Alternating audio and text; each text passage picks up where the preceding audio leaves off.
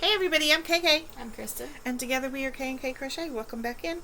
Yeah, I forgot to get specs for this yarn, but it's okay. So, I think I had said that, we had done so much this year, so many patterns that we had finished, and blankets and Christmas projects and stuff, that I finally had just got to the point where I was kind of like, bleh. And so, I was trying to find something to work on, because you all know I don't like to make things just to make things. I don't like to make things that are not going to be used or for a purpose for somebody, right? Donated, used by us, something. So, for a while now, a long time ago, I made a pattern by the Lavender Chair called, I think it's called Pocket Full of Posies Vest or something like that. I don't know. It's a circular vest. I'll link it down below. But it turned out I used a red heart ombre, and I think I only had one, and it turned out about the size, probably for an 8 or 9 year old little girl. And so I'd been wanting to make one for me, and I kept putting it off, And Bailey, I think it was on her Mother's Day thing, I'm not sure. She had 3 rolls of this. And this is Chloe yarn. This is from Hobby Lobby, and it's not something I'm used to working with. And it does have wool in it. And the other night I thought maybe I might have had a reaction to it because I was itching. But I don't think it was this. I think it was just another type of allergy. Anyway, so this is like purples. And it's like a bluish teal. It kind of looks gray here, but when you work it up, it kind of looks like a bluish teal, which reminds me of the Suicide Awareness colors, which are purple and teal. And so I wanted to do something that I knew I would wear. And so I decided to do the vest from Lavender Chair and do it for me. And so I don't know how much of it you can see there. You want to hold this side? Yeah. So here's the back. Yeah. And this is one roll and starting into the second one. And I do like my stuff to fit really, really loose. So I made super huge arms. But then when you go to put it on, it's like it doesn't, I don't know. I'm bigger, and so the size that she has is up to a large. And it was with a K-hook. And so I needed it to go to like a 3X for it to fit the way I want it to fit. And so I went up to an L hook, because when I went to an N, this just didn't look like it was hanging right. And or like the stitches were super loose, and these are super loose too. You can tell they're super loose stitches. But this is with my L hook, I can't find it now, my L furls hook that I got from Kay's Crochet Haven. And so in a giveaway. So I used the L hook. I would have had to go up to an N to make it fit. Like each hook was making it go up a size. Hold your end up a little bit. Each hook was making it go up a size, but I couldn't make it go to an N because it was not, the stitches were super loose. And it looks really pretty. I love the way it worked up. So I went to an L hook, and I added in, let's see if you can see. If you can see this part right here, this is a repeat right here that goes on forever and a day. And it's in there a couple of different times. I think I'm back into it here, right here. It goes a couple of different times, and it's just a single crochet chain 3 that goes on and on and on forever and a day.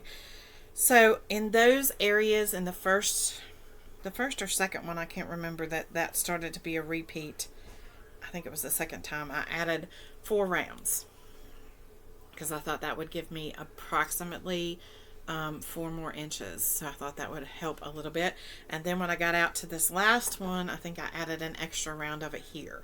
So, and as I went, you'd have to do this just based on trying it on, because like I said, hers only goes to an extra large. Unless somebody has seen where she's redone it. That's all I've seen. So what I did is, as I went, I just tried it on over and over again to see how it would work and how it would feel for me, because I want it to feel right on me, and I don't want it tight. So I don't like feeling claustrophobic. And like I said, I'm a big girl. That's life. Get over it, right? So yeah.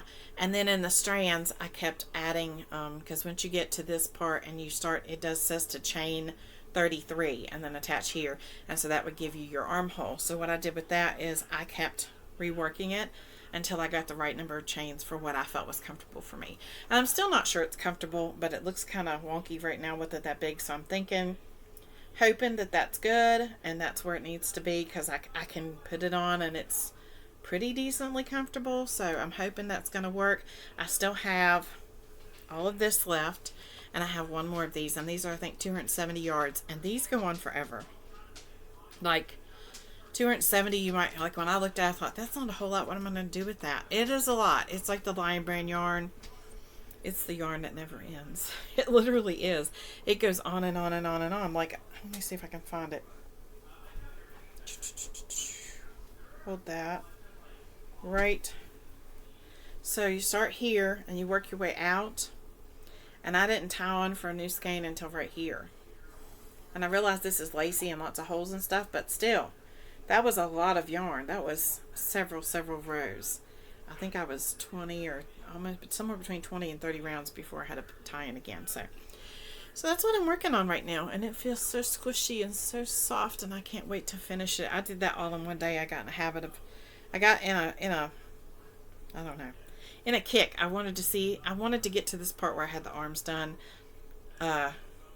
Fiber. Ugh. A trick that I should have told you, but I didn't know you're doing this.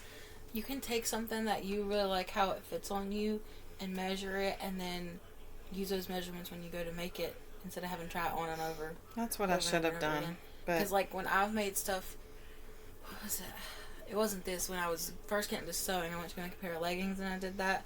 I remember that. Yeah. You have to get something that you know you like how it works. That's a good tip. So what's going to happen, I think, if it works up like the last one, which it should, it's the same pattern, is that this is going to come backwards like this and create a flap down the back. So this is where your neck would go, and it'll create like a scalloped flap down the back. But I'm really excited. I mean, I've always wanted something like that. I really like the way this plays out, and it does remind me, like I said, of the suicide prevention colors, which is the teal that you see right in here. Although I've seen different colors used for it. It's maybe a little brighter, but I like this muted color, and then the purple. And so I'm really quite pleased with that. So, yep. We'll see how that works. I need to get back to working on that. But that's my progress for that, and that's my new project. And Kristen's been caught up in senior pictures and senior stuff, so, and working, right? Yeah. So, for now, I'm cutting her a break. I'm not having finished objects, right? But hopefully when she gets a break, she'll be able to do that. Somebody asked about the mood project, so we're going to show real quick what her mood project looks like. I have made a lot of progress. Yeah. I don't know if there's been any project progress since we showed it last time, but they may have missed it. And I don't think we showed it on a video. I think we showed it on a live.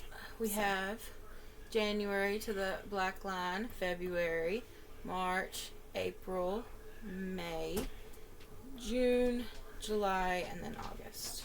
If I had to pick one, hold up, that says you, this right here, this black and white and gray with the blue, that screams you. April.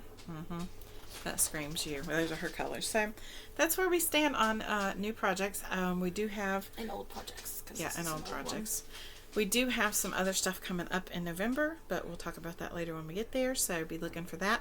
And don't forget to be kind because... You don't miss this journey. Bye!